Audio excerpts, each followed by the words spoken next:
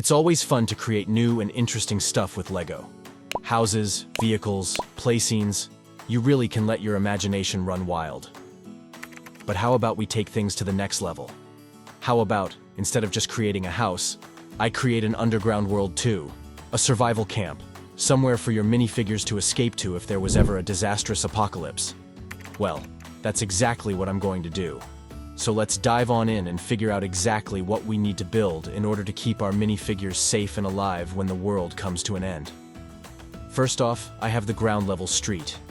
It consists of just a plain old Lego house that I built from scratch, as well as a few extra bits and pieces. Nothing special here, and certainly nothing out of the ordinary. That is, until you notice the large 40 brick deep by 100 studs wide block that it is sitting on top of. It is in this underground section where we will be building the all-important top-secret survival camp. I'll start off by creating a small, hidden entrance that blends in with the rest of the surface-level bricks. It's only a small hatch, but it's enough to allow your minifigures to climb down into their subterranean world. And the first room that I'm going to be constructing is a storage room full of shelves filled with all kinds of foods and drinks. After all, if you're stuck in a shelter for the rest of your life, you're probably going to need something to eat and drink. There are also essential medical supplies in there too. The next room is another pretty essential one if you want to get some rest and relaxation. A bedroom. I created a spacious room complete with a double bed so your minifigures really can relax in comfort and style. There are also some pretty cool furnishings like nightstands, lamps, and even a scenic photograph on the wall to remind everyone of the world that used to be before the apocalypse struck and you were forced down into your survival camp. Of course, if you have a nice spacious bedroom, it's always nice to have an ensuite bathroom too. So that's what I built. The bathroom has a toilet and a large walk-in shower with plenty of room to get soapy and clean. But this bathroom is more than just somewhere to go when you want to get clean or relieve yourself.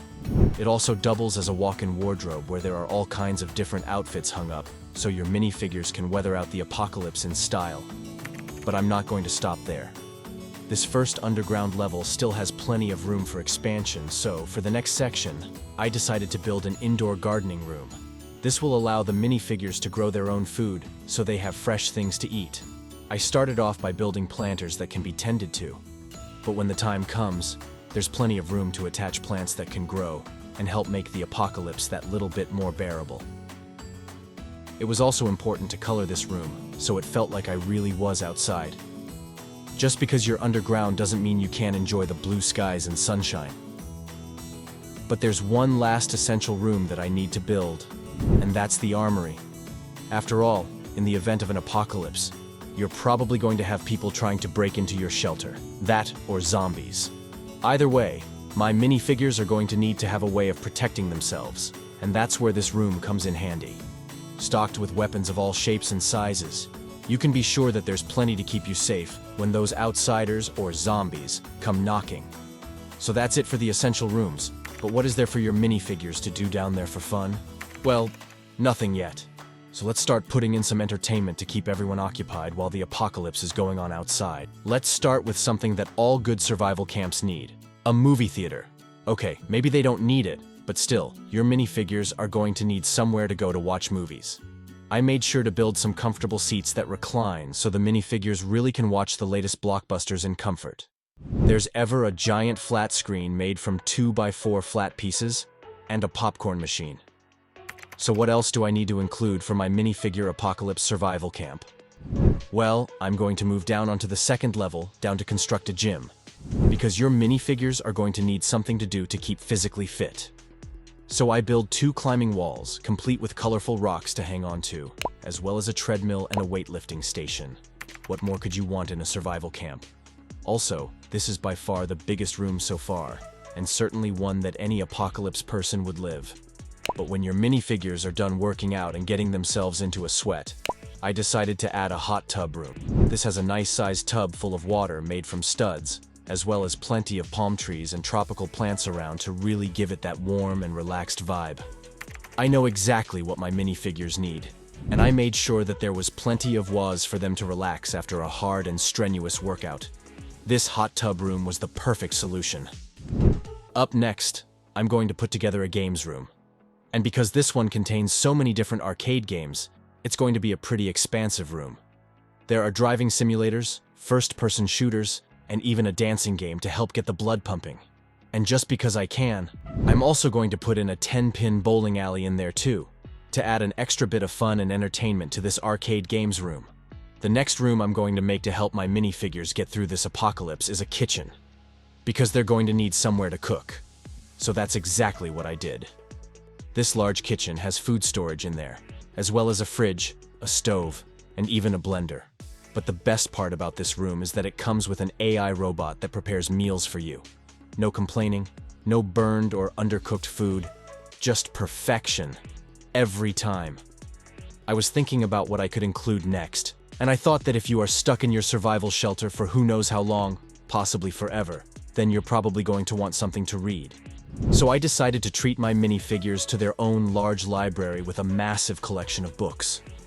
Of course, libraries need to be relaxing, so what better to include in that room than a large aquarium too?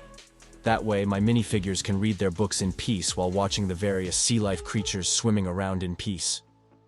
I'm thinking that this LEGO survival camp needs something a little extra, and what could be more extra than a full-size basketball court for the minifigures to shoot some hoops on?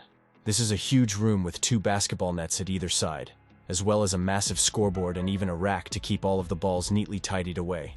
It's got a super high roof too to make sure that the balls aren't going to hit it when they're being thrown around. The only problem is you're going to need a few extra people down there in the survival camp to play with. Next to that, we're naturally going to have a skate park, because it's just fun. There is a half pipe, and even 2 large LEGO ramps at either side of the room to ride up and down and master some awesome tricks.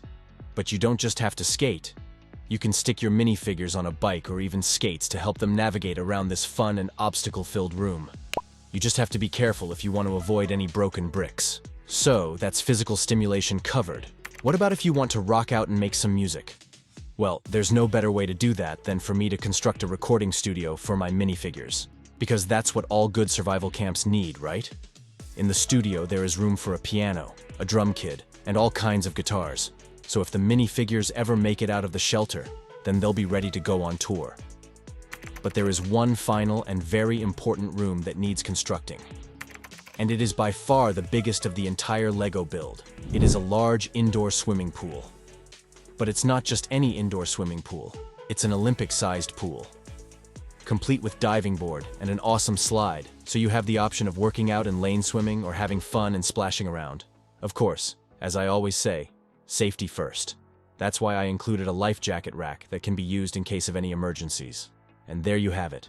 That's every room that my LEGO minifigures could ever need if they wanted to survive an apocalypse. I think I did a pretty good job, and I'm sure my minifigures aren't going to mind being cooped up in there while the world is coming to an end above them. So, as you can see, this survival camp will not only keep the minifigures alive, but it will also keep them entertained and thriving. In fact, apocalypse or not, this kind of seems like a place I'd want to stay anyway. Thankfully, this LEGO bunker will keep away the outside world and let my minifigures have a happily ever after in style. So now it's over to you. Which of these top secret LEGO survival rooms was your favorite? And what would you include in your own LEGO survival camp build? Leave your thoughts and opinions in the comments section down below. Please give this video a like and a subscribe. And as always, thanks for watching.